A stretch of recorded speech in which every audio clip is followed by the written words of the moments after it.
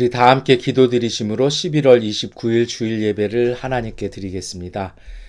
저희에게 가장 좋은 것을 예비하신 하나님, 두근거리는 마음으로 대림절 첫 번째 주일 예배를 드립니다. 이 땅에 오신 아기 예수님은 마음이 교만한 자들을 흩으시고 권세자를 내리치사 낮은 자를 높이시고 배고픈 자는 배부르게 하시고 탐욕으로 가득한 자를 비워 주셨습니다. 복음을 전면하며 수고한 이들에게, 정의를 위해 핍박당한 이들에게, 용기를 잃고 희망을 저버린 이들에게, 가족을 잃고 애통하는 이들에게, 평화를 이루며 땀 흘린 이들에게 아기 예수님께서 오셨습니다. 죄악의 세상에서 참 복음으로 오셨습니다. 주님의 은총을 입은 저희가 머무르지 않게 하시고 주님께서 가신 길 용기 내어 따르며 주님께서 주시는 기쁨으로 덩실거리며 춤추며 옛 사람 버리고 새 사람으로 거듭나게 하옵소서. 우리를 만나기 위해 이 땅에 오신 예수 그리스도의 이름으로 기도드립니다. 아멘. 나는 전능하신 아버지 하나님 천지의 창조주를 믿습니다. 나는 그의 유일하신 아들 우리 주 예수 그리스도를 믿습니다.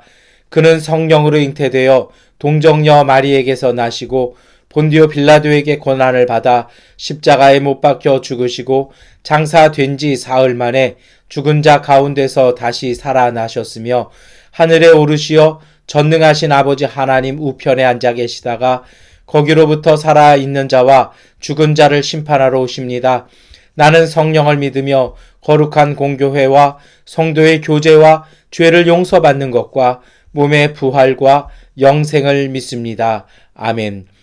주님의 성령 지금 이곳에 임하소서.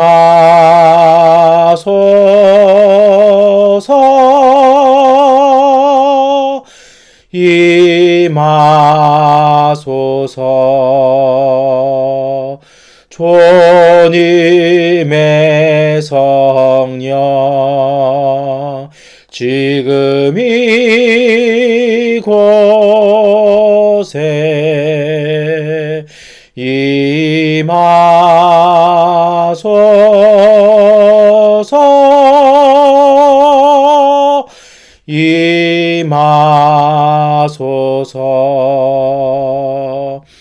할렐루야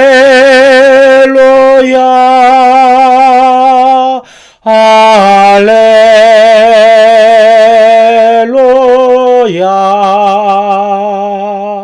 할렐루야 할렐루야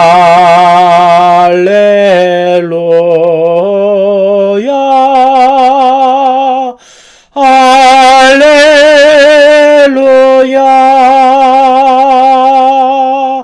할렐루야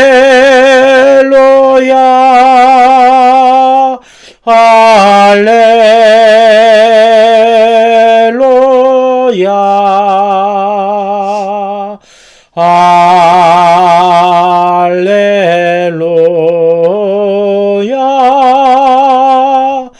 할렐루야. 우리 다 함께 하나님께 기도드리시겠습니다. 전능하신 아버지 하나님, 저희들이 2020 대림절 첫 번째 주일 예배로 주님 앞에 예배드리게 하시니 감사합니다. 아기 예수 그리스도의 탄생을 준비하는 이 시작되는 대림절기를 저희들이 믿음으로 준비하며 예배드리게 하여 주옵소서.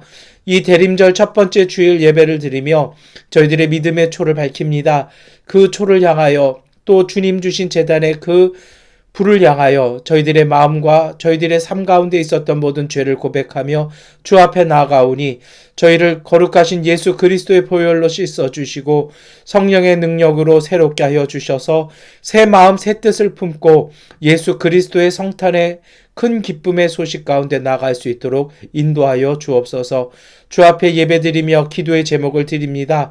전능하신 아버지 하나님, 코로나19의 이 오랜 질고들이 끊어지게 하여 주시고 이제 이 땅에 하나님 다시 기쁨과 평화의 소식이 임함을 통해 사람들이 다시 자신의 생업과 자신의 일터로 복귀할 수 있도록 은혜를 더하여 주옵소서. 코로나19로 인하여 오랜 기간 동안 일을 하지 못해 생계와 또한 일터에 여러 가지 근심이 있는 가족들에게 하나님 평화의 소식을 전해 주셔서 그 어려움으로 짓눌리지 아니하며 하나님 주신 믿음 안에서 지혜로 가운데 하나님의 은혜의 길을 보며 다시 삶의 속에 기쁨의 땀방울을 흘릴 수 있는 믿음의 가족들 되게 하여 주시옵소서. 가난한 이들에게 은혜를 주시고 복 주셔서 하나님 빌고로 인하여 고통당하지 아니하도록 은혜 더하여 주시옵소서. 이 땅에서 나라를 다스리며 여러 가지 방역에 힘쓰는 이들에게 지혜를 주시고 위로를 주셔서 자신들이 맡은 모든 일들 가운데 최선을 다함을 통해서 하나님 정말 하나님께 쓰임받는 종들 되게 하여 주시고 오늘 우리들의 마음속에도 그 모든 일들에 따르며 함께 힘을 모을 수 있는 짐을 나누는 그러한 마음 또한 허락하여 주옵소서. 하나님 우리 교회 가운데 함께 해주시기 원합니다. 온 교회 가족들이 흩어져서 예배드리며 신앙생활하지만 마음으로 더욱 위하고 기도해주고 축복해주는 믿음의 가족들 되게 하시고 각자의 자리 속에서 그리스도의 대사된 모습으로 이웃들과 함께 예배하며 이웃들을 섬기며 도움으로 하나님의 거룩한 공동체로서의 사명을 다할 수 있는 믿음의 가족 하나님의 교회 공동체 되게 하여 주시옵소서. 주님께서 세우신 우리의 가정들을 위해 기도합니다. 가정에 필요한 모든 것들을 공급하여 주시고 하나님 자녀들 가운데 또한 가족들 가운데 은혜 더해 주셔서 서로를 돌보며 서로에게 하나님 책임을 다함을 통해서 서로를 지켜줄 수 있는 든든한 사람들 되게 하여 주시옵소서. 특별히 하나님 우리의 모든 것 아시오니 쓸 것들 채워주시는 주님을 신뢰하며 하나님 이 땅의 근심으로 이 땅의 걱정으로 흔들리지 아니하는 믿음의 가정들 되게 하여 주옵소서. 이웃과 함께 교제하며 살 때에 주님 우리가 우리 스스로를 돌보게 하여 주시고 정결함을 지킴을 통하여 이웃에게 해 끼치지 아니하도록 하나님 우리가 책임 있는 모습으로 이웃들과 더불어 살 수 있는 믿음 공동체 되게 하여 주옵소서. 전능하신 아버지 하나님 저희들이 대림절 첫 번째 주일 예배를 드리며 하나님의 말씀을 읽고 찬양합니다. 하나님 주님의 말씀을 읽을 때마다 저희의 마음속에 기쁨을 주시고 말씀을 읽을 때마다 저희 영혼 속에 하나님의 양식을 주셔서 더욱 든든하게 서감을 통하여 삶 가운데 이 말씀을 지켜 행함으로 주님 주신 은혜 안에 거할 수 있는 하나님의 백성 되게 하여 주옵소서. 찬양을 드릴 때마다 주님이 함께하여 주시고 승리하게 하여 주시는 그 은혜를 기쁨으로 고백하며 믿음으로 찬양드리게 하여 주셔서 하나님의 거룩한 은총이 예배드린 오늘 우리의 삶과 우리의 일터와 우리의 교회 가운데 충만히 임하게 하여 주옵소서. 예수 그리스도의 이름으로 기도드립니다. 아멘. 우리 기도를 들어주소서. 간절히 비오니 우리 기도를 들어주소서. 응답해 주소서. 우리 기도를 들어주소서. 간절히 비오니 우리 기도를 들어주소서. 응답해 주소서. 구약성서의 말씀을 봉독해 드리겠습니다. 구약성서의 말씀은 예레미야서 33장 14절부터 16절까지의 말씀을 세 번역본으로 봉독해 드리겠습니다. 나 주의 말이다. 보아라, 내가 이스라엘 가문과 유다 가문에 약속한 그 복된 약속을 이루어 줄 그날이 오고 있다. 그때 그 시각이 되면 한 의로운 가지를 다윗에게서 돋아나게 할 것이니 그가 세상에 공평과 정의를 실현할 것이다. 그때가 오면 유다가 구원을 받을 것이며 예루살렘이 안전한 거처가 될 것이다. 사람들이 예루살렘을 주님은 우리의 구원이시다 하는 이름으로 부를 것이다. 아멘. 복음서의 말씀을 봉독해 드리겠습니다. 복음서의 말씀은 누가복음서 21장 25절부터 36절까지의 말씀을 세번역본으로 봉독해 드리겠습니다. 그리고 해와 달과 별들에게서 징조들이 나타나고 땅에서는 민족들이 바다와 파도의 성난 소리 때문에 어쩔 줄을 몰라서 괴로워할 것이다. 사람들은 세상에 닥쳐올 일들을 예상하고 무서워서 기절할 것이다. 하늘의 세력들이 흔들릴 것이기 때문이다. 그때 사람들은 인자가 큰 권능과 영광을 띠고 구름을 타고 오는 것을 볼 것이다. 이런 일들이 일어나기 시작하거든 일어서서 너희의 머리를 들어라. 너희의 구원이 가까워지고 있기 때문이다. 예수께서 그들에게 비유를 하나 말씀하셨다. 무화과 나무와 모든 나무를 보아라. 입이 돋으면 너희는 스스로 보고서 여름이 벌써 가까이 온 줄을 안다. 이와 같이 너희도 이런 일들이 일어나는 것을 보거든 하나님의 나라가 가까이 온 줄로 알아라. 내가 진정으로 너희에게 말한다. 이 세대가 끝나기 전에 이 모든 일이 다 일어날 것이다. 하늘과 땅은 없어질지라도 내 말은 절대로 없어지지 않을 것이다. 너희는 스스로 조심해서 방탕과 술 취함과 세상살이의 걱정으로 너희의 마음이 짓눌리지 않게 하고 또한 그날이 덕과 같이 너희에게 닥치지 않게 하여라. 그날은 온 땅에 사는 모든 사람에게 닥칠 것이다. 그러니 너희는 앞으로 일어날 이 모든 일을 능히 피하고 또 인자 앞에 설 수 있도록 기도하면서 늘 깨어 있어라. 아멘. 찬송가 550장을 찬송하시겠습니다.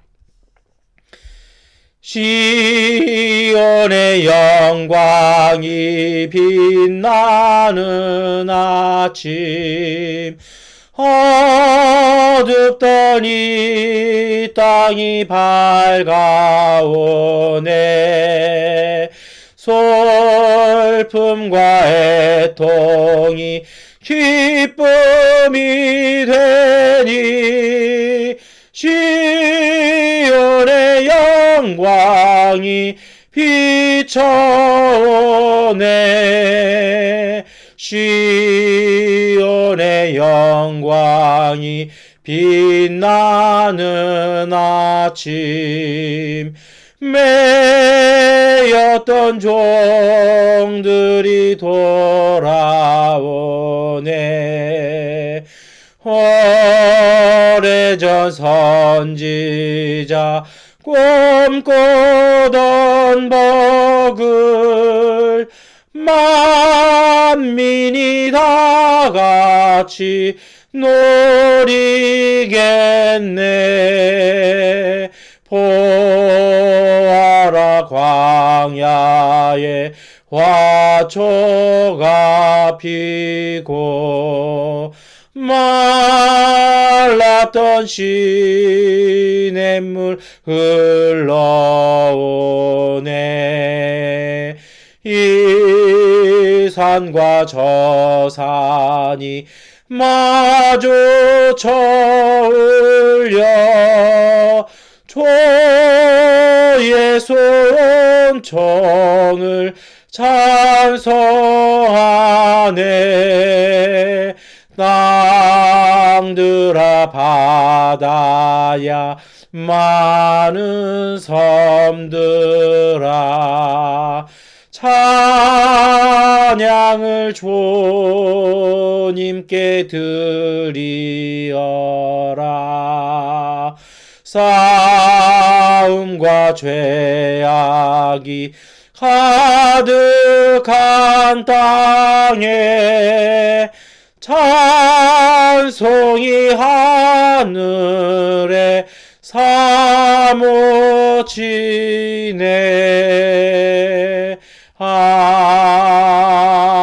아멘. 서신서의 말씀을 같은 목소리로 봉독하겠습니다. 서신서의 말씀은 데살로니가전서 3장 9절부터 13절까지의 말씀입니다. 함께 읽겠습니다. 우리가 우리 하나님 앞에서 여러분 때문에 누리는 모든 기쁨을 두고 여러분을 생각해서 하나님께 어떠한 감사를 드려야 하겠습니까? 우리는 여러분의 얼굴을 볼 수 있기를, 또 여러분의 믿음에 부족한 것을 보충하여 줄 수 있기를 밤낮으로 간절히 빌고 있습니다. 하나님, 우리 아버지와 우리 주 예수께서 우리의 길을 친히 열어주셔서 우리를 여러분에게로 가게 해 주시기를 간구합니다. 또 우리가 여러분을 사랑하는 것과 같이 주님께서 여러분끼리 서로 나누는 사랑과 모든 사람에게 베푸는 여러분의 사랑을 풍성하게 하고 넘치게 해 주시기를 빕니다. 그래서 주님께서 여러분의 마음을 굳세게 하셔서 우리 주 예수께서 자기의 모든 성도들과 함께 오실 때에 하나님 우리 아버지 앞에서 거룩함에 흠 잡힐 데가 없게 해 주시기를 빕니다. 아멘. 참여하겠습니다. 이 말씀 따라 사는 동안 지치지 않게 하시고, 이 말씀 따라 사는 동안 주님 나라 임하소서.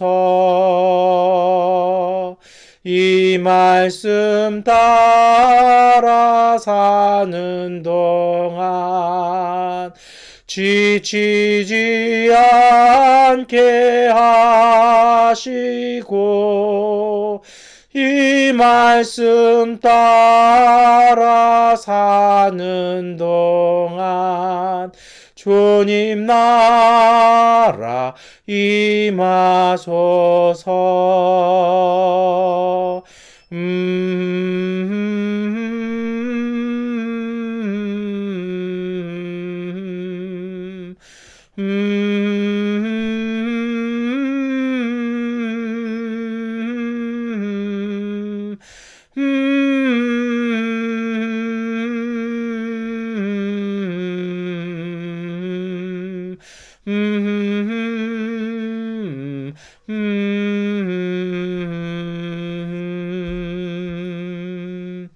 아멘. 우리 서로 함께 인사하시겠습니다. 사랑합니다. 축복합니다. 인사하시겠습니다.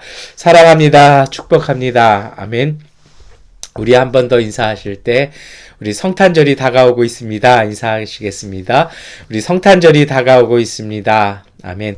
우리 한 번 더 인사하실 때 우리 곧 함께 모여 예배 드립니다. 인사하시겠습니다. 우리 곧 함께 모여 예배 드립니다. 아멘. 여러분, 이번 주일부터는 저희들이 이제 대림절이 시작되었습니다. 이 대림절이라는 것이요, 예수님의 그 성탄, 태어나심을 기다리면서 사실은 예수 그리스도의 다시 오시는 그날, 다시 말해서 예수님의 임재를 재림을 다시 기다리기도 합니다. 그런데 이것이요, 과거와 미래 사이에서 일어난 일뿐 아니라 예수님께서 오늘 우리의 삶 가운데 다시 임하시고 임재하시는 그 시간을, 그 예수님의 임재를 기다리는 절기이기도 합니다. 이 대림절이라고 하는 말에 담겨있는 이 대림이라는 말이 그리스어로는요 파루시아라고 얘기합니다. 근데 이 파루시아라는 말이 이 미래를 가리키는 말이 아니고요, 정확하게는 실제로 나타나서 대면하는 것, 그래서 이 도착이라는 의미가 있습니다. 예수님께서 오늘 우리의 삶 가운데 도착하셨다라는 겁니다. 그리고 현존이라는, 그리고 그래서 예수님께서 오늘 우리의 삶 가운데 나타나셔서 우리와 함께 하십니다라는 걸 나타내는 말이 사실은 대림이라는 말이죠. 그래서 이 대림의 절기를 지키는 것은요, 구체적으로는 성탄을 기억하고 다시 오시는 예수님을 희망하는 절기이기도 합니다. 그리고요, 더 구체적으로는 이 희망의 성취를 고대하면서 그 기다림에 걸맞는 준비를 하는 것입니다. 이 예배 드릴 때 예배 드리는 준비가 있지 않습니까? 우리 지금 가정에서 이 비대면 예배를 드린다고 해서 설마 이렇게 침대에서 누우시거나 집에서 입던 옷 그대로 입으신다라면 제가 권면해 드립니다. 옷 갈아입고 예배 드리시는 것이 좋습니다. 너무 형식적인 것이 아니라 예배 드리는 자세가 그렇고 준비가 그런 것 같아요. 준비되어 있는 그 기다림에 맞게끔 준비하는 삶이 필요합니다.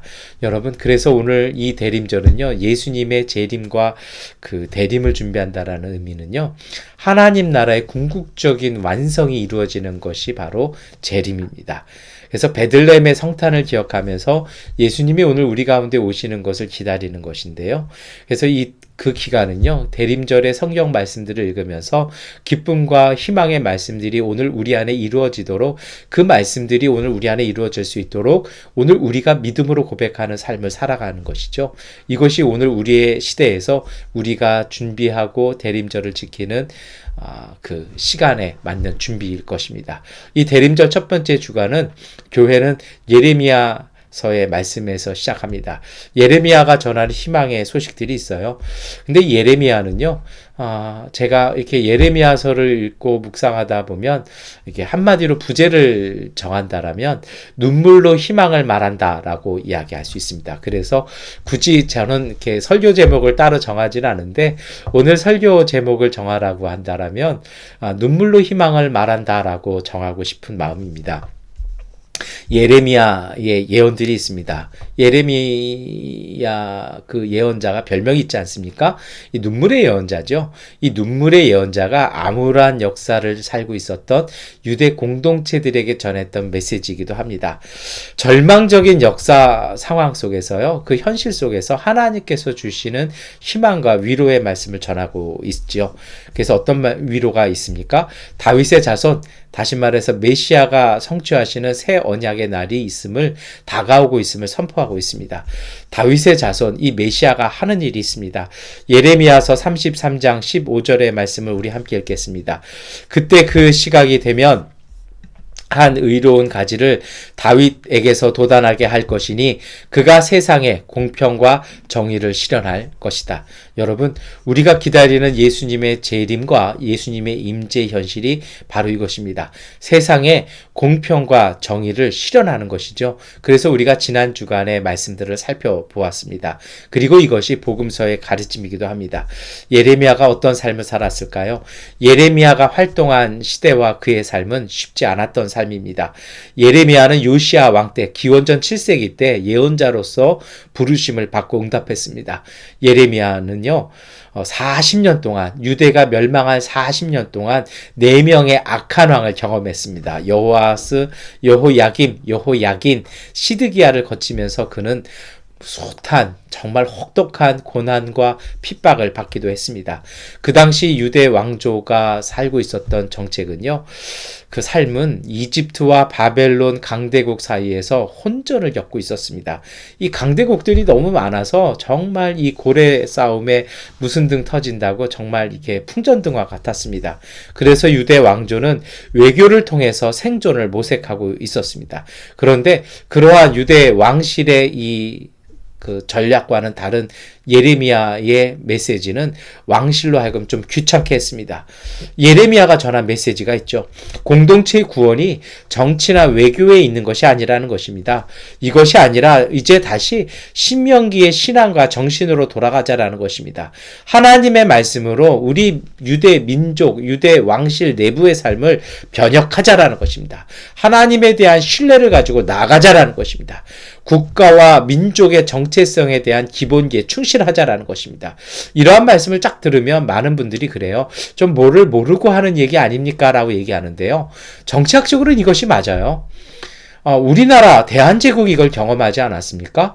국가적으로는 분열되어 있고 국가적으로는 우리 민족 내부로는 숱한 갈등을 겪고 있는데 그냥 러시아나 일본이나 미국이나 이런 외세의 힘을 빌어서 이 자주를 유지하자 결국은 실패했습니다. 민족들 내부 내에서 분열되어 있기 때문에 이게 안 되는 것이죠. 그래서 사실은요, 이 기본기에 충실한 것이 필요합니다. 유대인이면, 유대 공동체면 그 민족의 공동체, 민족의 신앙에 충실해서 똘똘 뭉쳐서 공동체 내부가 건강해지지 아니하면 외세의 힘을 이겨낼 방법이 없다라는 것입니다. 그래서 이것을 위해서 예레미야는 참된 신앙과 삶을 일치시키자라고 말씀을 전합니다. 사는 것을 믿는 것이 것이 아니라 믿음대로 살아야 한다라는 것입니다. 그리고 이 말씀은 오늘 우리 시대에도 유효합니다. 오늘 우리가 사는 것을, 우리의 삶의 필요를 믿는 것이 아니라 오늘 우리가 믿는 그 믿음대로 삶을 살아서 오늘 우리의 삶 속에서 온전해질 필요가 있다는 것입니다. 이것이 바로 하나님과의 회복이었다는 것입니다. 하나님의 심판과 구원의 길이 예레미야 예언자의 예언 속에는 함께 담겨 있습니다. 예레미야서 26장 3절의 말씀을 우리가 함께 읽겠습니다. 혹시 그들이 그 말을 듣고서 각자 자신의 악한 길에서 돌아설 수도 있지 않겠느냐? 그러면 내가 그들의 악한 행실 때문에 그들에게 내리기로 작정한 재앙을 거둘 것이다. 하나님의 뜻은 심판이 아닙니다. 하나님의 뜻은 오늘 우리의 생명과 우리의 구원입니다. 예레미야는요, 그래서 이 하나님의 본심을 알았습니다. 그래서 예레미야는 역사를 바라보고 하나님의 말씀을 깨닫는 눈을 가지고 있었습니다.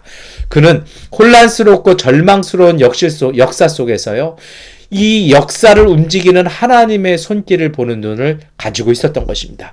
다시 말해서 예언자적인 시각, 신앙인의 시각을 가지고 현실을 바라보았다라는 것입니다. 오늘 우리에게도 이러한 시각이 필요합니다. 그리고 이 시각이 바로 대림절, 예수 그리스도의 성탄과 예수님의 임재를 바라보고 기다리고 준비하는 오늘 우리의 시각이어야 합니다. 현실에서는 그는 숱한 거부와 핍박을 겪었습니다. 진흙 이 구덩이에 투옥돼서 죽음만을 기다리는 시간도 그는 경험해야만 했습니다. 시드기야 왕이 뭔가 마음에 집히는 것이 있었습니다. 그래서 진흙 구덩이에 갇혀서 죽음을 기다리는 예레미야를 구출해서 근위대의 뜰 안에 가두고 몰래 나와서 대화를 했습니다. 그러한 시드기야 왕에게 예레미야는 이 정책을 버릴 것을 권고합니다. 그러나 시드기야는 그것이 믿어지지가 않습니다. 이 선뜻 다가오지 않는다라는 것입니다. 어찌 보면 이것이 오늘 우리의 마음이기도 합니다. 시드기야는 이것을 거부했고 그리고 멸망했습니다. 그리고 오늘 우리가 읽었던 이 말씀은 시드기야와 예레미야가 대화를 나누기 1년 전에 선포된 말씀이기도 합니다. 여러분, 예레미야서 33장 1절은 예레미야가 여전히 근위대 뜰 안에 갇혀 있을 때 주님께서 그에게 두 번째로 말씀하셨다라고 말씀이 시작됩니다. 핍박과 거부의 상황 속에서 주어진 말씀이라는 것입니다. 이 예레미야 33장 안에는 상반된 말씀이 기록되어져 있습니다. 유다의 멸망과 예루살렘의 황폐화가 기록되어져 있습니다. 예레미야서 33장 5절에 유다가 뭉쳐서 바벨로니아 사람들과 대항하여 전쟁을 감행하였지만 마침내 나는 이 도성을 나의 분노와 노여움으로 죽은 사람들의 시체로 가득히 채웠다. 나는 그들의 모든 죄악 때문에 이 도성을 외면하였다라고 말씀합니다. 그리고 이어서 예레미야 33장 6절부터 8절까지의 말씀에 그러나 보아라, 내가 이 도성을 치료하여 낫게 하겠고 그 주민을 고쳐주고 그들의 평화와 참된 안전을 마음껏 누리게 하였다. 내가 유다의 포로와 이스라엘의 포로를 돌아오게 하여 그들을 옛날과 같이 다시 회복시켜 놓았다. 나는 그들이 나에게 지은 모든 죄악에서 그들을 깨끗이 씻어주고 그들이 나를 거역하여 저지른 그 모든 죄를 용서하여 주겠다라고 말씀하면서 이 같은 말씀 안에 멸망과 심판과 회복의 말씀이 같이 담겨 있죠. 그래서 슬픈 예언 속에 담긴 희망의 메시지라고 읽어낼 수 있는 것입니다. 여러분, 사실 하나님의 본심은 어디 있을까요? 그것은 사실은 희망의 메시지에 담겨 있습니다. 예루살렘의 회복을 하나님은 말씀하시는 것입니다. 새 언약을 새롭게 선포하십니다. 해방과 참 평화의 시대를 약속하십니다. 예레미야서 33장 6절에 그들이 평화와 참된 안전을 누리게 하여 주겠다라고 약속하시는 것입니다. 그래서 여러분, 말씀드렸습니다만 이 역사가 혼란해지면, 현실이 위태해지면 이 역사를 보는 새로운 눈이 필요합니다. 혼란한 시대에 진실이 있습니다. 시대의 혼란은 그 시대의 질서가 무너졌음을 의미합니다. 여러분, 그 시대의 질서가 확고하면 혼란이 오지 않습니다. 혼란이 시작됐다라는 건요, 그 시대에 이미 통용되고 있던 질서와 지식과 그 시스템이 이제는 필요 없는 그리고 무용해진 그 상황이 되었다라는 것입니다. 현 시대의 질서가 상황을 통제하지 못하고 무기력해졌다라는 것이죠. 우리가 겪고 있는 이 코로나19의 사태도 마찬가지입니다. 현 시대의 의학이나 현 시대의 이 시스템으로는 통제가 안 된다라는 것입니다. 사회 시스템으로는 이제는 안 되어서 새롭게 이제는 바꿀 때가 되었다라는 것입니다. 그렇게 본다라면요, 혼란한 시대에는요, 하나님의 새로운 역사를 새롭게 창조해내시고 새롭게 뜯어고치시는 하나님의 손길이 시작되었다라는 것을 의미한다라는 것입니다. 하나님은 혼란의 이 무질서 속에 질서를 부여하십니다. 새 역사, 새 시대가 시작되었다라는 것입니다. 그렇다면 오늘 우리의 삶과 우리의 자세가 바뀌어져야 됩니다. 예전의 자세, 예전의 질서를 붙잡고 있는 것이 아니라 이제는 예측 불가능한 오늘 우리의 삶 속에 걸맞는, 그리고 혼란해 보이고 갈팡질팡하는 것 같은 우리의 상황 속에 새로운 질서를 부여하셔야 된다라는 것입니다. 하나님은 세상의 혼란을 평화로 바꾸어 내십니다. 예레미야서 33장 12절부터 13절까지의 말씀을 우리 다 함께 고백하겠습니다. 나 만군의 주가 말한다. 지금은 황폐하여 사람도 없고 짐승까지 없는 이곳과 이 땅의 모든 성읍에 다시 양떼를 뉘어 쉬게 할 목자들의 초장이 생겨날 것이다. 산간 지역의 성읍들과 평지의 성읍들과 남쪽의 성읍들과 베냐민 땅과 예루살렘의 사방과 유다의 성읍들에서 목자들이 그들이 치는 양을 셀 것이다. 나 주의 말이다. 아멘. 여러분, 그래서 정말 오늘 우리의 삶 속에서요, 이 혼란 속에 담겨있는 하나님의 회복의 약속, 하나님의 말씀을 다시 들어야 할 때가 된 것입니다. 혼란동과 불안 속에 다가오는 회복의 새날들을 바라보셔야 합니다. 이제는요, 이 시대를 다스리고 주관하는 그 정권이 교체되는 것입니다.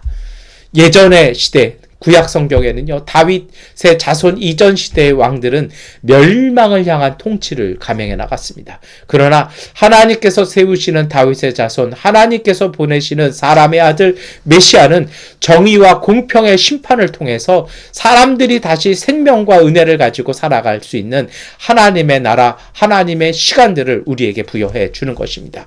예레미야서 23장 5절은 내가 다윗에게서 의로운 가지가 하나 돋아나게 할 그날이 오고 있다. 나 주의 말이다. 그는 왕이 되어 슬기롭게 통치하면서 세상에 공평과 정의를 실현할 것이라고 말씀하십니다.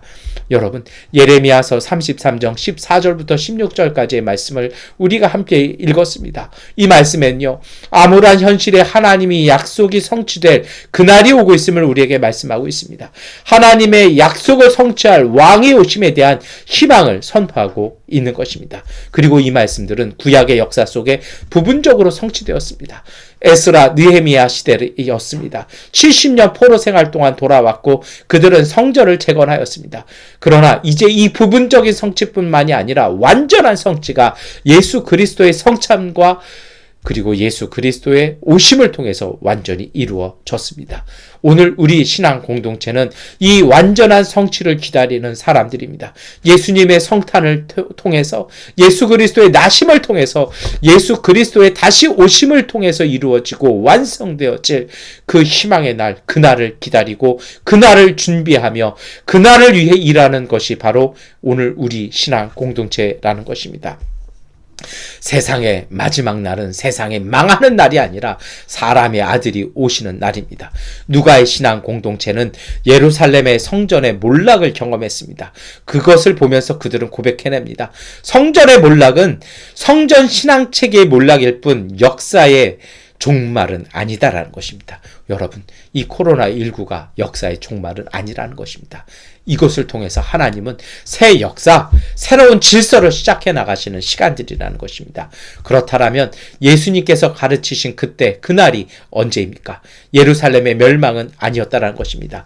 그때가 언제인지는 하나님의 권한으로 못 박아 두셨습니다. 그래서 오늘 우리에게는 그때를 읽어내는 시각보다는요, 그때를 준비하며 살아갈 할 삶의 자세가 필요합니다.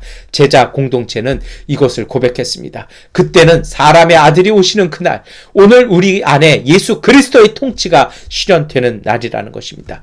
그래서 신앙 공동체의 혼란한 시기에 대한 새로운 시각과 고백이 필요하다라는 것입니다. 초대교회는 삶의 근간을 흔드는 혼란한 사건을 경험했습니다.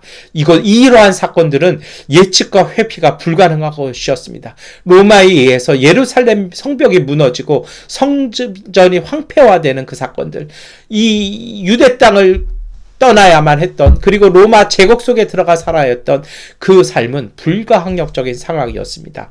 그런데 이들이요, 그 삶을 유대 공동체와는 다르게 살아가기 시작합니다. 오늘이 혼란하고 내일이 불안한 상황을 이해해내기 시작합니다. 사람의 아들이 오시는 시간으로, 어둠에서 빛이 시작되는 시간으로 그들은 읽어내고 그 시간 속에서 신앙 공동체의 역사를 이어나가기 시작했다라는 것입니다. 혼란으로 질서가 무너진 가운데 하나님께서 세우신 새로운 질서가 시작되는 것을 보고 그 질서에 순종하며 살기 시작했습니다. 여러분, 이러한 혼란과 새 질서가 시작되는 시간은 영적인 갈등이 시작되는 시간이기도 합니다. 왜냐하면요, 옛 질서와 새 질서가 충돌하기 때문입니다. 안주된, 우리가 익숙한 삶과 변혁되어진 새로운 삶이 충돌되기 때문인 것입니다. 그래서 사도 바울은 로마서 12장 2절에 여러분은 이 시대의 풍조를 본받지 말고 마음을 새롭게 함으로 변화를 받아서 하나님의 선하시고 기뻐하시고 완전하신 뜻이 무엇인지를 분별하도록 하십시오라고 권면하고 있는 것입니다. 여러분, 이제 우리가요, 이제는 분별해야 됩니다. 이 시대의 풍조, 예전에 우리가 살았던 모습이 아니라 하나님께서 이 혼란, 코로나19의 이 혼란을 통해서 우리에게 요구하시는 뜻이 무엇인지를 분별해서 새롭게 살아가야 되는 것이 바로 프로테스탄트적인 교회, 끊임없이 뜯어고치며 끊임없이 생명을 유지해 나가는 예수 그리스도의 신앙 공동체, 제자 공동체일 것입니다. 이러한 영적인 갈등이 생기는 이유가 있습니다. 새로운 깨달음 이전의 습관과 오늘 우리가 깨달은 것이 부딪힙니다. 익숙한 삶의 기반이 붕괴되기도 합니다. 기존에 우리가 익숙했던 방식들이 이제는 무용해집니다. 무능력해지기 때문에서 오는 그 충격이 우리 가운데 있습니다. 바로 이것이 아까 제가 말씀드렸던 시드기야와 예레미야의 대화와 갈등이었습니다. 세상의 지식이 인생의 해답이 아니었음을 이제는 자각할 때가 되었다라는 것입니다. 이제는 오늘 우리도 이 대림절을 맞이하면서부터 새로운 출발이 필요합니다. 실망과 좌절의 혼란이 바로 예수 그리스도가 활동하시는 시작점임을 인지하여야 합니다. 그리고 이제 오늘 우리의 이 혼돈 속에, 이 혼란 속에, 이 갈등 속에 예수님께서 오셔서 예수님께서 우리에게 주시는 새로운 질서와 그 깨달음을 통해서 순종하는 길 떠나는 지혜가 필요하다라는 것입니다. 그리고 예수님의 그 복음의 말씀이 우리에게 힘이 되는 예수 그리스도의 빛을 갈망하는 그 목마름이 필요하다라는 것입니다. 어둠에 가려진 것 같은 그 빛을 깨닫기 위해서 약속의 말씀과 성령에 의지한 기도의 자리로 나아가셔야 합니다. 누가복음 21장 36절은 그러나 너희는 앞으로 일어날 이 모든 일을 능히 피하고 또 인자 앞에 설 수 있도록 기도하면서 늘 깨어 있으라고 예수님께서 우리에게 말씀하셨습니다. 오늘 예수님은 해와 달과 별들에게 징조가 일어날 것이라고 말씀합니다. 그렇다면 해, 달, 별이 무엇일까요? 우주의 운행이 이상해지고 달의 이렇게 주기가 이상해지는 것, 그런 거 있을 수 있겠습니다만 예수님 당시의 사람들에게 있어서는요, 해, 달, 별이라는 것은 고대 사회에서 질서를 관장하는 질서의 신성을 부여한 존재들이었습니다. 그런데 이제는 그 기존의 질서들이 무너졌다는 것입니다. 기존의 지혜들이 이제는 무능력해졌다는 것입니다. 그러한 혼돈 속에서 새로운 하나님의 지혜가 시작되었다는 것입니다. 하늘과 땅이 사라지고 바다의 파도 소리가 이상해지기 시작합니다. 다시 말 이 뜻은요, 기존의 삶의 무대와 지지 기반이 상실되고 있음을 얘기합니다. 이제는 그것에 의존하는 것이 아니라 하나님께서 움직이시는 그 역사에 맞는 새로운 지지 기반을 향해서 하나님이 세우시는 새 질서에 합당한 삶으로 이제는 움직여야 한다는 것입니다. 마치 아브라함처럼요. 아브라함이 너의 본토 친척 아비집을 떠나 내가 내게 지시할 땅으로 가라고 말씀하신 그 명령 앞에 아브라함이 순종하여 그 길 떠났던 것처럼 이제는 우리의 과거가 아니라 하나님께서 새롭게 움직이시는 그 역사와 질서의 삶으로 우리의 삶과 우리의 삶의 모든 습관들, 우리가 살아가는 방식들을 움직일 때가 되었다라는 것입니다. 이러한 변화 속에 우리가 가져야 될 자세가 있습니다. 오늘 우리가 갖고 있던 지식과 지혜를 내려놓고 기도로 하나님의 진리를 구하고 듣는 성찰이 필요합니다. 이것이 바로 예수님께서 말씀하셨던 깨어 기도하라는 말씀일 것입니다. 깨어 있으라는 말은요, 분별하라는 말씀입니다. 기도는 혼란 속에서 새로운 질서와 생명을 자라게 하시는 하나님의 손길을 바라보는 것입니다. 하나님의 창조를 고대하며 주님의 그 가르치심을, 인도하심을 듣는 자리 속에 들어가는 것입니다. 간간히 말씀드립니다만 기도는 말하는 자리가 아니라 듣는 자리이고 그 들음을 가지고 하나님과 함께 대화하는 자리입니다. 오늘 예수님께서는 구름 타고 오신다라고 말씀하십니다. 누가복음 21장 27절부터 28절에 그때 사람들은 인자가 큰 권능과 영광을 띠고 구름을 타고 오는 것을 볼 것이다 라고 말씀합니다. 여러분, 이 말씀을 저는 어렸을 때 그런 생각을 했어요. 예수님은 근두운 타고 오시나? 예수님은 손오공처럼 오시나? 이런 경망스러운 생각을 한 적이 있습니다. 그런데 이 구름이라는 건요, 신비한 신성의 의미가 아니죠. 구름이라는 건요, 언제 생겨서 어디로 가고 어디로 흩어지는지 모르는 것입니다. 다시 말해서 우리 한국 사람이 갖고 있는 그 구름의 이미지와 예수님이 살았던 유대의 구름의 이미지는 틀려요. 우리는 이렇게 뭐 신적인 존재라고 생각하잖아요. 그게 우리식의 사고방식이고요. 예수님 시대의 중동의 사고방식은요, 알 수 없는 혼돈과 이 방향성을 알 수 없는 무지의 상태를 얘기합니다. 다시 말해서요, 알 수 없는 현실을 향해서 예수님은 오늘 우리 가운데 오신다는 것입니다. 이해할 수 없는 현실에서 하나님의 새로운 창조가 시작되고 있다는 것입니다. 누가복음 21장 31절은 이와 같이 너희도 이런 일들이 일어나는 것을 보거든 하나님의 나라가 가까이 온 줄 알아라. 하나님께서 역사를 움직이고 휘젓기 시작하셨다는 것입니다.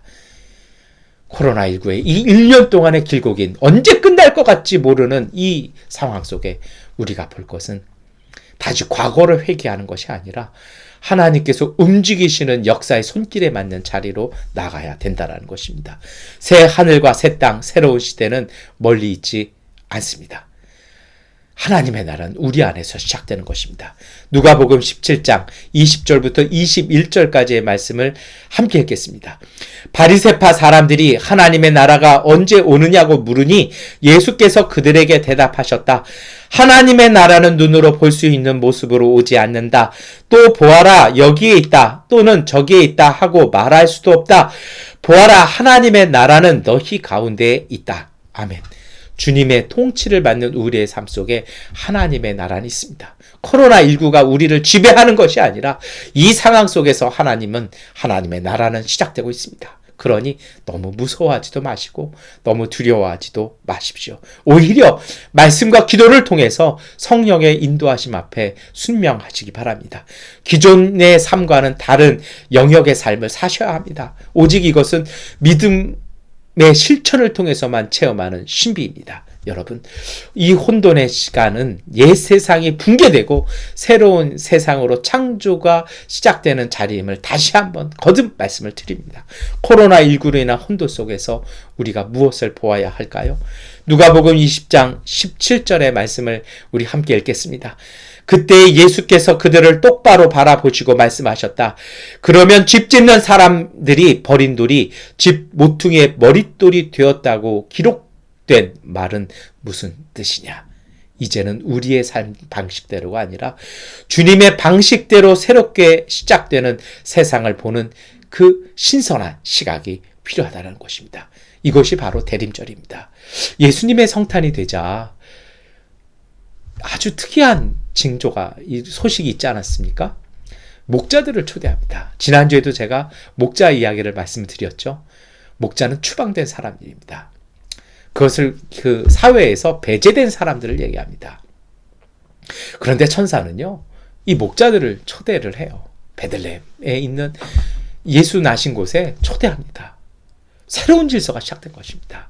기존까지는 어쩔 수 없이 그들을 배제했던 사회가 이제는 새롭게 되어서 추방되어진 사람들을 추방이 아니라 초대하는 삶으로 사람의 아들이 오셔서 메시아의 삶은 그러한 사회가 될 것이다라고 예수 그리스도의 사역과 하나님 나라의 모습을 전조적인 현상으로 보여주고 있는 것입니다. 여러분, 성탄절은 새롭게 시작되는 절입니다. 매년 성탄절을 우리가 맞이하지만 매년 똑같은 방식, 똑같은 삶이 아니라 참된 성탄의 의미는 예수 그리스도의 탄생을 통해서 오늘 우리의 삶이 새롭게 변화되고 있음을, 하나님 나라의 사람들로 우리가 바뀌어져 가고 있음을 다시 한번 회복해보고 확인하는 그 시간이 바로 성탄절일 것입니다.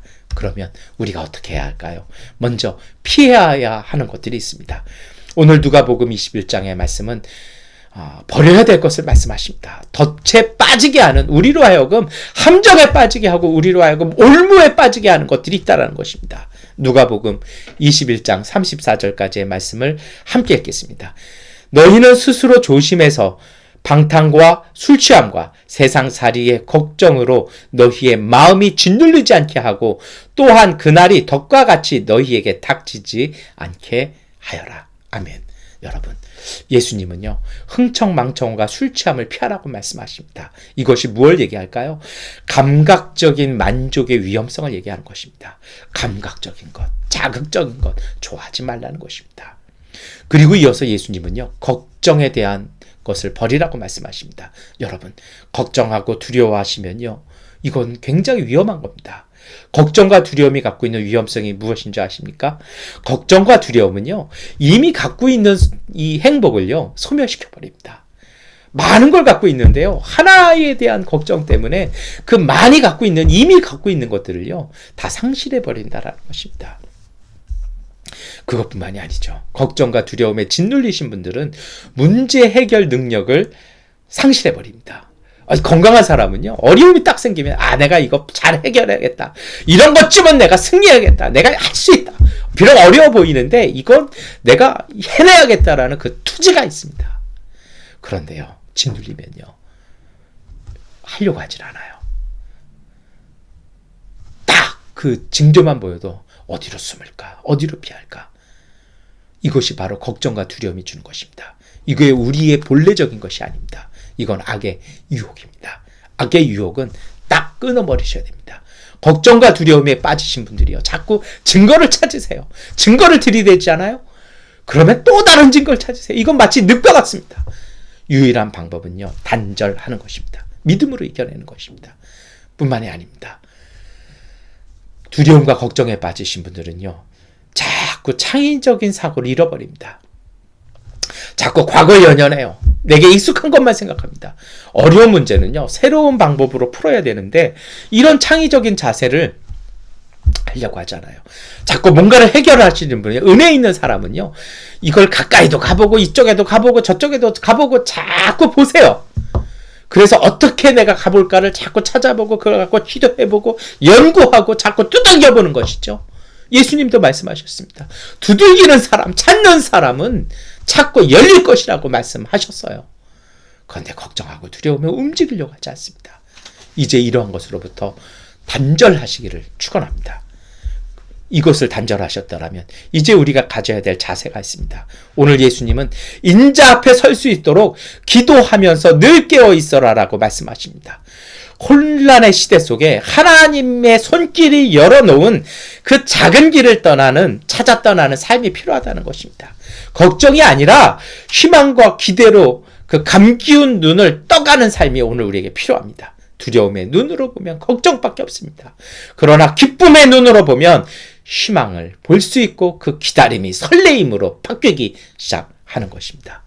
이제 설교를 마무리하겠습니다. 코로나19의 장기화로 인한 혼란과 걱정과 두려움 속에서 우리는 예수 그리스도의 탄생을 기뻐하는 대림절을 맞이했습니다. 이러한 상황 속에서요, 지나간 삶의 질서에 연연하는 두려움에서 시기를 축원합니다.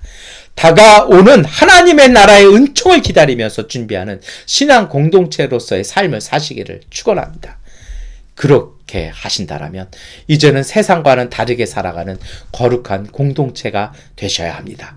거룩함은 구별되었다는 것입니다. 세상과는 다르다라는 것입니다. 그날을 준비하는 사람들이 되셔야 합니다. 그래서 데살로니가전서 3장 13절은 그래서 주님께서 여러분의 마음을 굳세게 하셔서 우리 주 예수께서 자기의 모든 성도들과 함께 오실 때에 하나님 우리 아버지 앞에서 거룩함에 흠잡힐 때가 없게 해주시기를 빕니다라고 말씀하시는 것입니다. 대림절을 시작하는 신앙 공동체는 하나님의 약속을 믿고 그 약속을 이루기 위해서 약속에 합당한 자세로 살아가는 공동체입니다. 하나님의 약속을 믿고 살아가는 이들만이 자기의 삶을 거룩하게 하여 준비하는 삶을 사는 거였고 그렇게 준비된 사람들만이 새로운 삶을 살아갈 수 있습니다. 하나님의 약속에 대한 믿음, 세상과 구별된 삶을 살아서 하나님의 역사를 은총으로 살아가시기를 축원합니다. 창세기 12장 1절과 2절 말씀은 주님께서 아브라함에게 말씀하셨다. 너는 내가 살고 있는 땅과 내가 난 곳과 너희 아버지 집을 떠나서 내가 보여주는 땅으로 가거라. 내가 너를 큰 민족으로 되게 하고 너에게 복을 주어서 내가 크게 이름을 떨치게 하겠다. 너는 복의 근원이 될 것이다. 여러분, 하나님께서는 코로나로 인한 이 불안과 혼돈 속에 우리를 다시 한번 불러내십니다. 하나님께서 보여주시는 그 땅으로 가기 위하여 눈뜨고 주님의 주시는 그 땅을 보게 되시기를 축원합니다. 보셨다라면 믿음으로 분연히 일어나 그 땅을 향한 새로운 삶을 위해서 믿음의 여정 출발하셔서 하나님의 복된 땅 입성하여 복의 근원 되시는 삶 되시기를 축원합니다. 기도하겠습니다. 전능하신 아버지 하나님, 흔들리는 마음을 기도와 묵상으로 잔잔하게 하셔서 마음속 중심에서 말씀하시는 하나님의 목소리에 집중하게 하옵소서.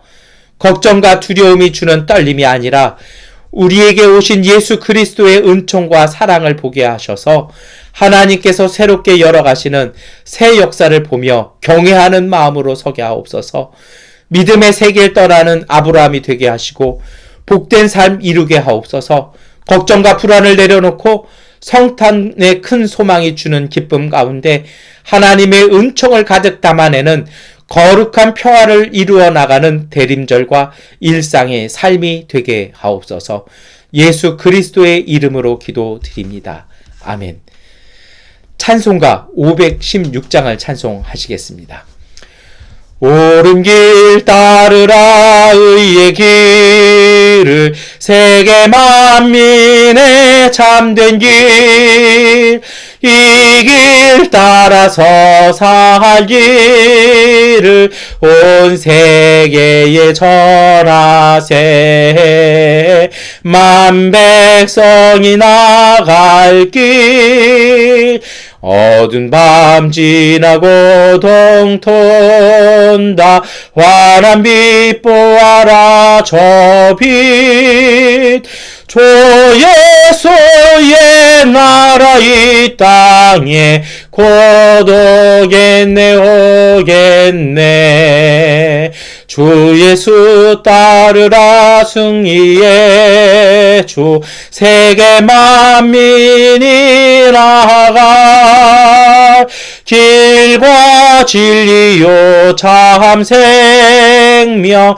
내 장검을 보수고 다 따르라 화평화 어두운 밤 지나고 동톤다 환한 빛 보아라 저 빛 주 예수의 나라 이 땅에 곧 오겠네 오겠네 놀라운 이 소식 알리어라 세계 만민을 구하려 내 주 예수를 보내신 참 사랑의 하나님 만 백성이 따를 길 어두운 밤 지나고 동톤다. 환한 빛 보아라 저 빛. 주 예수의 나라 이 땅에 곧 오겠네 오겠네. 고난 길에 치고 찾아온 길, 많은 백성을 구한 길, 모두 나와서 믿으면 온 세상이 마침내 이 진리에 살겠네. 어두운 밤 지나고 동톤다. 환한 빛 보아라 저 빛. 주 예수의 나라 이 땅에 곧 오겠네 오겠네.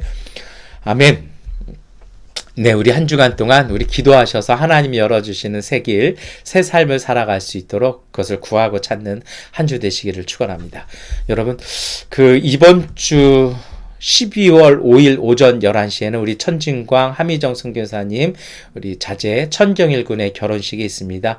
우리 축복해 주시고 기도해 주시기 바랍니다. 다 함께 주기도문성 찬송하시겠습니다. 하늘에 계신 아버지 이름 거룩하사 주님 나라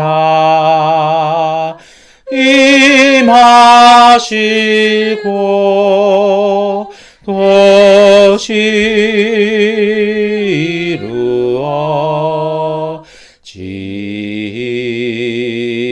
이루어지이다.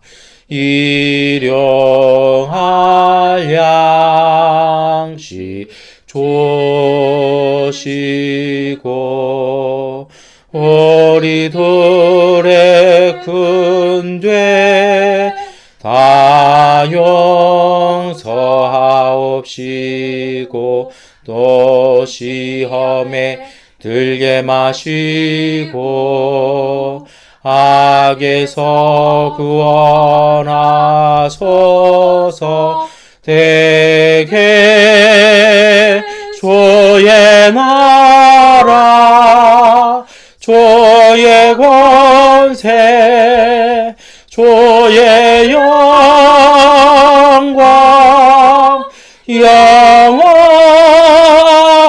영원히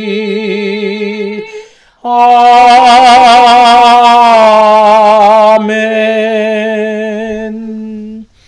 지금은 우리 주 예수 그리스도의 은혜와 아버지 하나님의 극진하신 사랑하심과 보혜사 성령님의 위로와 인도하심이 오랜 전염병으로 불안해하고 내일이 걱정되는 현실 속에서 하나님의 역사와 창조의 은총을 보고 거룩한 삶으로 은총의 삶을 살기로 결단하는 미얀마 한인연합교회 가족들 가운데 넘치도록 함께 하시기를 간절히 축원하옵나이다.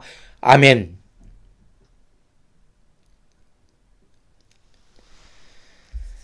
주님의 평화가 우리와 함께 우리의 이웃들 가운데 하나님께서 함께 하십니다. 대림절 첫 번째 주일 예배를 마치겠습니다.